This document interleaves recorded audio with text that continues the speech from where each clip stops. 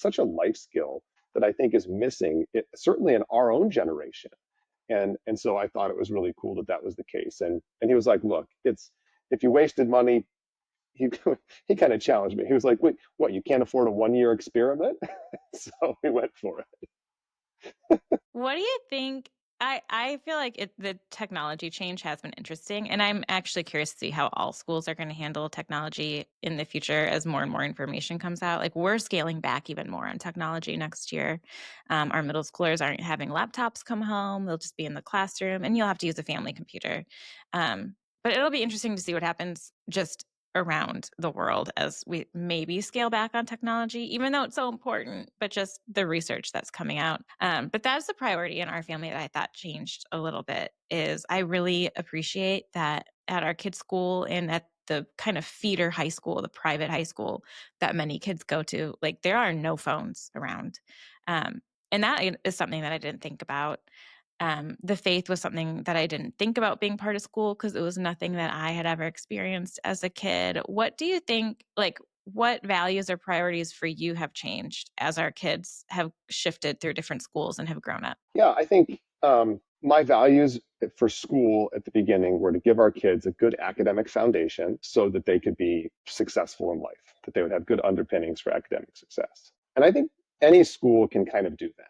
They can lay the groundwork for academic success. That is sort of the basics of like, that's why you're accredited as a school. That's your job. So Yeah. most schools can do that. But I think, one of the things that one of my friends said to me, our good friends and actually godparents to one of our kids, said to me when I was going through this decision. And we were talking about all of the sort of the big ugly political topics that are out there, right? When it comes to things like, gender identity and social equity and all of these kinds of things that are out there in front of us all the time.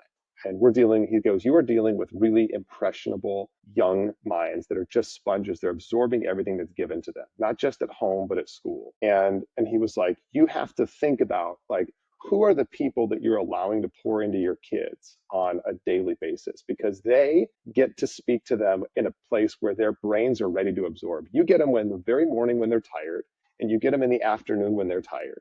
And so in that peak time when they have all of the ability to learn and absorb, someone else is speaking into them. And you really have to think about who those people are and pick people that you trust pouring into your kids because they help set their identity in a lot of ways and who they are and what their hopes and dreams are. And that really hit me. And I think that has shifted the way I think about school. I think I want our kids to come out of their schooling experience, not only being academically sound, but sound in who they are as a person, understanding their role in their community and their society, understanding what it means to be a good friend, understanding what it means to be a leader, understanding what it means to stand for something. And actually, in our Christian school, understanding that you have to sometimes be different and understanding that you have to be really, really solid in your faith in order to do those other things that are not academic. Like faith is the underpinning foundation of understanding who you are. You watch all the things that are going on with identity and anxiety and depression, especially in youth. And the big thing that scares me about it is that there's not a bedrock of anything holding these kids up. And I think that has really shifted my belief in what a school should do is help. Obviously, there's a huge place for family and church to play in that, but school is a major contributing factor. And I really, really want that bedrock of faith to be established so that our kids can understand what their identity is, who it's rooted in, and what their place is in the world.